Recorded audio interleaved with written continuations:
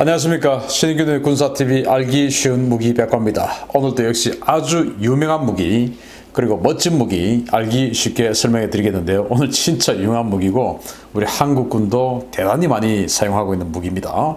바로 코브라죠.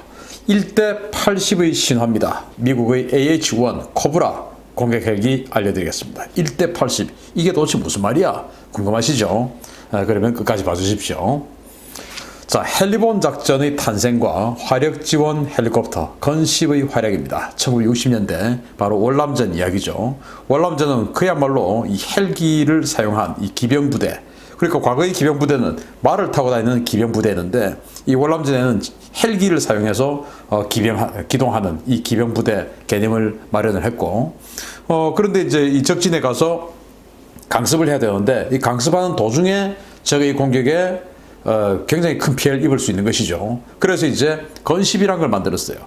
그래서 헬기들이 이렇게 가면은 그 중에서 상당수의 헬기는 병력을 실은 기동 헬기, 그리고 그 중에서 일부는 빼서 병력을 싣지 않고 이렇게 외부 무장 장착대를 만들어서 여기다가 70mm 로켓 7발, 14발, 그리고 이제 기관포 포드 또는 이제 도어건 이런 식으로 해가지고 다른 헬기들이 강습해서 착륙해서 바로 이제 병력을 내리고 있을 때 그 인근 상공을 채공하면서 그 주변에서 적이 공격하는 것을 막아주는 이런 이제 건십이 있었어요.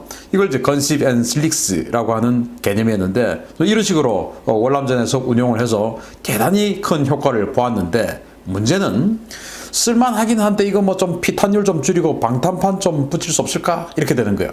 워낙 많이 격수가 되는 겁니다. 왜냐? 월맹군들이 보기에 지금 건십 앤 슬릭스 이 때들이 와. 자, 그러면은 이 중에서 제일 무서운 놈은 바로 저 건십이야. 그러면은 이 건십 이 헬기가 가장 먼저 공격 타겟이 되는 겁니다. 그래서 여기에 막 소총탄이 빗발치고 막 이런 소총탄 맞아도 밑에 바닥이 숭숭 뚫려가지고 그냥 조종사가 그냥 총 맞고 사망하고 이런 상황 되니까 야, 밑에 이거 방탄판 좀 붙일 수 없을까?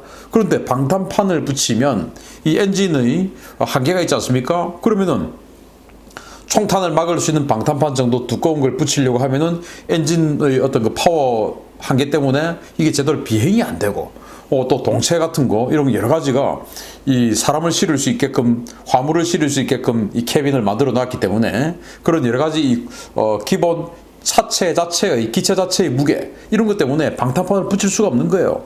또 보시다시피 조종석, 부조종사 이런 사람들이 사이드 바이 사이드 병렬식으로 지금 앉아 있기 때문에 밑바닥이 넓죠. 그래서 총을 맞을 수 있는 공간이 넓은 겁니다.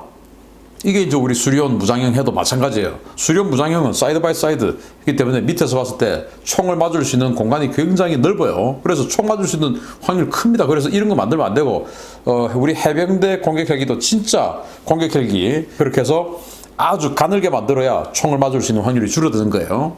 그래서 1960년대 방탄판 좀 붙이고 좀 피탄율 좀 줄일 수 없을까? 이렇게 된 거예요. 그래서 공격 헬기 사업을 이제 시작을 하는데 그게 바로 이제 AAFSS 프로그램이죠.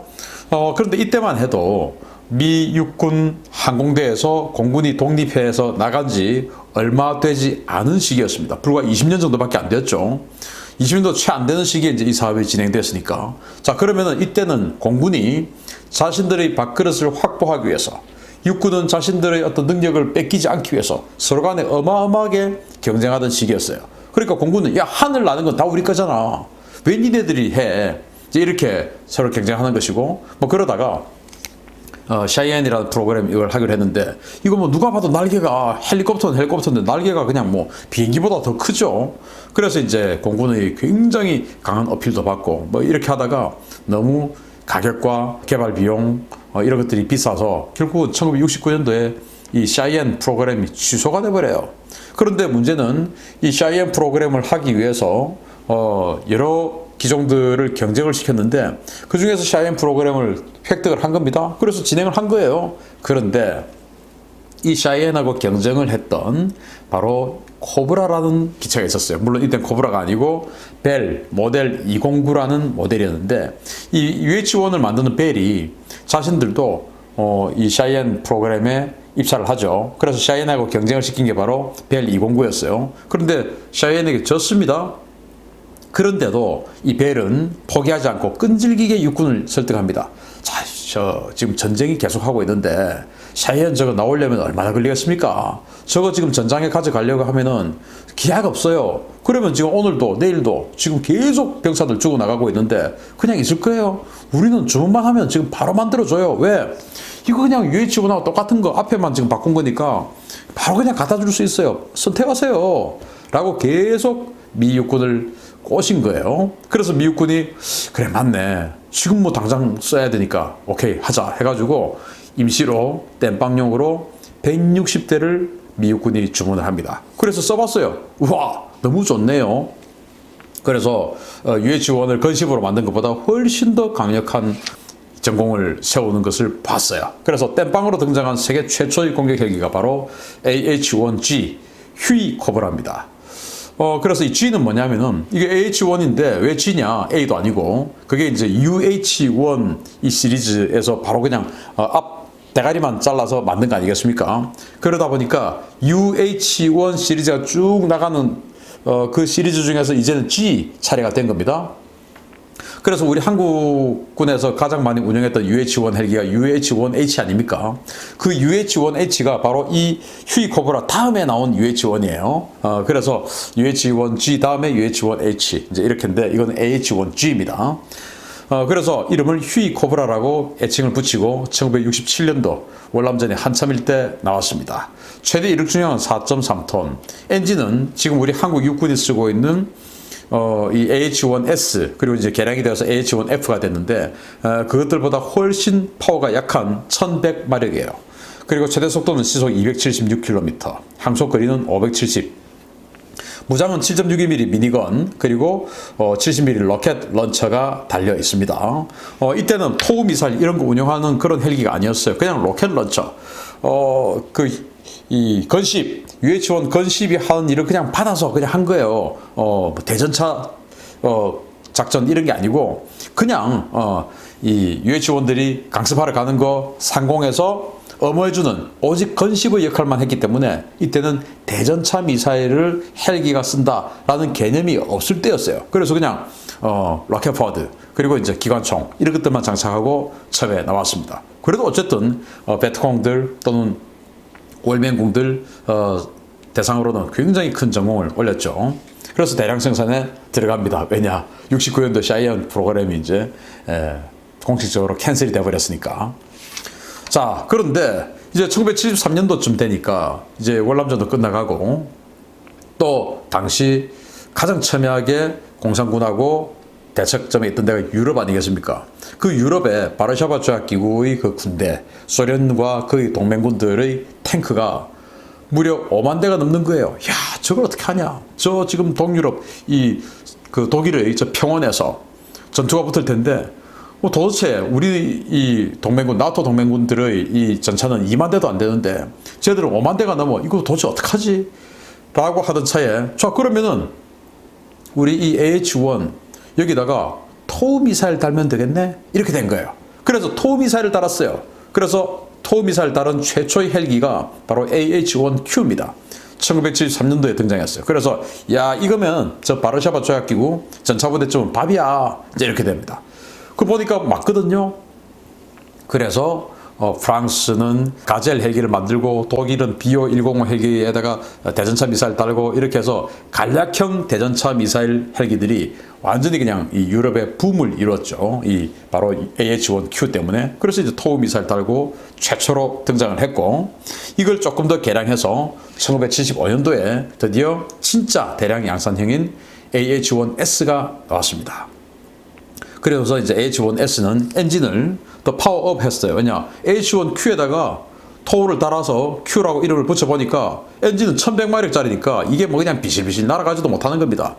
안 그래도 지금 뭐 우리 한국 육군에 있는 이 코브라 1800마력으로 지금 파워업 한 건데 그래도 그냥 비실비실하고 있는데 1100마력짜리에다가 토우를 달았으니 제대로 비행이나 했겠습니까? 그래서 바로 이제 이것을 양산하기 위해서는 이대로는 안 된다 해서 토미사일 진짜 쓰려면은 비행은 할 수 있게끔 해줘야지. 그래서 엔진 바꾸자 해서 엔진을 1100마력에서 이 S 버전에 와서는 1800마력으로 업그레이드를 하고, 그리고 다시 이제 순식간에 다시 AH-1P로 또 업그레이드를 하는데, 이건 조종석을 설계 변경을 합니다. 그리고 그 대전차전을 하기에 조금 더 용이하게 설계 변경을 좀 하고, 그리고 이제 복합 소재 로터 블레이드를 만들어서 조금 더 가볍게 만들고 소음을 좀 줄이고 하는 스타일로 바꾸고요. 그리고 다시 AH-1E 버전을 다시 또 업그레이드를 해서 무장 그리고 사통 체계를 개선해서 좀 더 편리하게 사격할 수 있게끔 이렇게 만들고, 다시 또 업그레이드를 해서 야간전을 할 수 있는 능력을 부여합니다. 레이저 거리 측정기를 만들어서 야간전을 할 수 있게끔 만들고, 적외선 조준기를 만들죠. 그전에 적외선 조준기가 없어가지고 야간전을 할 수가 없었어요. 그리고 엔진 적외선 감소 장치를 붙여서 엔진에서 뿜어나오는 이 열에 대해서 적의 열 추적 미사일에 대한 방어 능력, 회피 능력 이런 것들을 조금 더 상승시킨 AH-1F 버전. 그래서 한국 육군이 지금 이 버전으로 전부 업그레이드를 했죠. 자, 이렇게 해서 대량 생산을 해서 전 세계 그냥 뭐 쫙 깔아버립니다.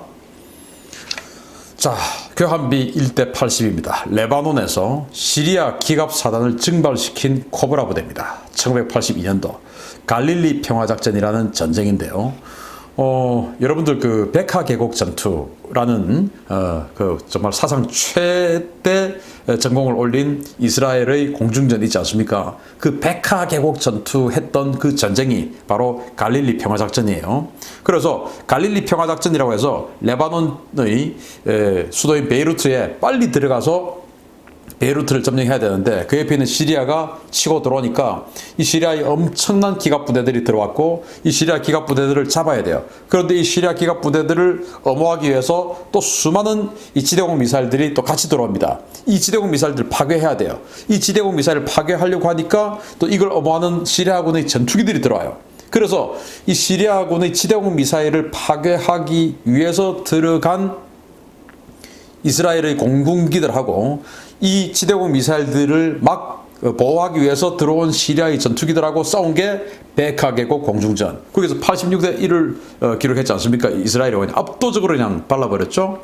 그리고 이제 얘들이 다 침묵하고 나서 다 제거가 됐죠. 그때는 이제 코브라 공격 헬기들이 들어와서 들어와 있는 시리아 전차들을 그냥 이제 깨기 시작하는 겁니다. 바로 그거예요. 1982년 6월인데 이스라엘 육군 제160 항공대대가 AH-1E 공격 헬기 15대를 투입해서 레바논 전역의 시리아 육군 기갑사단을 상대로 80대의 전차를 격파하고 한 대를 손실했습니다. AH-1E는 주간작전에서 토우 미사일과 로켓, 20mm 기관포로 시리아군의 T-55 그리고 T-62 전차를 효과적으로 파괴했습니다. 자, 그래서 이제 들어와 있는 시리아군의 T-55, T-62를 그냥 때려잡는데, 이제 뭐 가지고 있는 토 미사일도 썼지만 이 T-55나 T-62는 상부 장갑이 아주 얇아요. 그러다 보니까 20mm 기관포로도 그냥 뚫리는 겁니다. 그래서 그냥 뭐 휩쓸고 다닌 겁니다. 그러다가 이제 지도공 미사일에 한 대가 딱 격추됐고, 그래서 그냥 기갑 여단 하나를 그냥 증발시킬 때 80대를 증발시킬 동안 한 대의 코브라가 격추된 거죠. 전 세계가 깜짝 놀란 겁니다. 이야, 이거 진짜 짱이구나 라고 된 거죠. 왜냐, 그 전에 나토에서 시뮬레이션을 했을 때 적의 전차 그 12대에서 16대를 격파할 때 우리 코브라 하나가 추락할 수 있다 라고 시뮬레이션을 했는데, 이스라엘에서 보니까 그게 아니야. 적군, 그러니까 뭐 나토가 생각했던 그 T-55, T-62는 역시 유럽에도 있는 것들 아닙니까? 그런데 그 유럽에도 있는 T-55, T-61 상대로 80대를 격파할 때 한 대가 격추되네? 이거는 시뮬레이션의 이상이잖아. 이거 사야 되겠다 해가지고 전 세계가 코브라 사기 열풍이 불었죠. 자, 그런데 이 코브라를 샀던 나라가 또 있죠. 이란이 샀었습니다. 이란 팔레비 왕정 시대에 미국하고 사이 대단히 좋을 때 코브라를 샀지요. 그래서 이란이 이제 호메이니가 그 혁명을 일으켜서 팔레비를 쫓아내고 이란이 그 미국의 적국이 되어버립니다. 그 상태에서 이라크군과 전쟁을 붙어버렸죠. 중동의 맹주자리를 놓고 순위파냐 시아파냐 이렇게 해서 8년 동안이나 전쟁을 하는데, 여기에서 역사상 최초의 공격 헬기 대 공격 헬기 공중전이 있었다라는 뭐 믿거나 말거나 하는 서로 간의 주장인데, 어쨌든 그래가지고 당시 이라크는 소련제 밀24 하인드 공격 헬기를 썼어요. 그리고 이란은 당연히 코브라 헬기를 썼죠. 그래서 이라크가 주장하는 건 뭐라고 주장하냐? 야, 우리 하인드에 니들 헬기 40세대 격추됐어, 토탈. 이렇게 주장합니다. 이 40세대에는 코브라도 있고 코브라가 아닌 그냥 일반 기동 헬기 이런 것도 있어요. 그래서 어쨌든 우리 하인드가 여기 있는 이 기관포로 니들 헬기 40세대나 격추시켰어. 이제는 헬기가 헬기를 격추시켜. 이랬더니 코브라가 뭐라고 하냐? 야, 웃기지 마. 전쟁 동안 다 토탈해가지고 우리 코브라하고 니네들 하인드하고 교환비가 1대10인데 니네들 10대 격추할 때 우리가 1대 격추됐어. 웃기지 마. 이렇게 서로 상반된 주장을 하기도 했던 이 8년 동안의 이란 이라크 전쟁에서의 공격 헬기 공방전도 있었어요. 자, 그래서 코브라 공격 헬기를 80년대 완전히 이 이스라엘 상황 보고 야, 사자 해가지고 그냥 붐이 불었습니다. 그래서 한국도 질렀죠. 88 올림픽 직전에 당연히 우리도 있어야 된다. 올림픽 성대하게 치러야 된다. 성공적으로 치러야 된다 해서 우리도 샀죠. 그래서 토탈 산 나라들 보면 미국군하고 미국군의 산림청이 1100대 이상을 샀고요. 바레인이 22대, 일본은 유일하게 라이센스 생산했습니다. 일본은 89대, 이스라엘은 62대 이상, 파키스탄은 78대, 요르단은 33대, 태국은 3대, 터키는 32대, 대한민국은 70대 이상, 케냐와 필리핀은 중고를 샀어요. 스페인은 수량 미상을 사서 해군용으로 썼습니다. 이렇게 아주 많은 나라들이 샀고 지금도 일본과 우리 대한민국은 아직도 주력으로 쓰고 있어요. 그래서 전차 잡는 독사 코브라 역사는 아직도 현재 진행형입니다. 우리 대한민국에서 그리고 일본에서 지금 뭐 잘 쓰고 있습니다. 그래서 북한의 전차 천마호 전차 T-60이 아닙니까? 그러니까 이스라엘이 베카 계곡에서 또 레바논 전역에서 이 20mm 기관포를 가지고 T-62를 완전히 그냥 뭐 쥐잡듯이 때려잡았으니까 북한군 천마호, 우리 코브라 공격 헬기, 육군 항공의 코브라 공격 헬기로 얼마든지 잡을 수 있으니까 허접하다고 무시하지 말고 계속 쓰면서 북한군에 대한 억제력으로 잘 유지해 주기 바랍니다. 마치겠습니다. 감사합니다.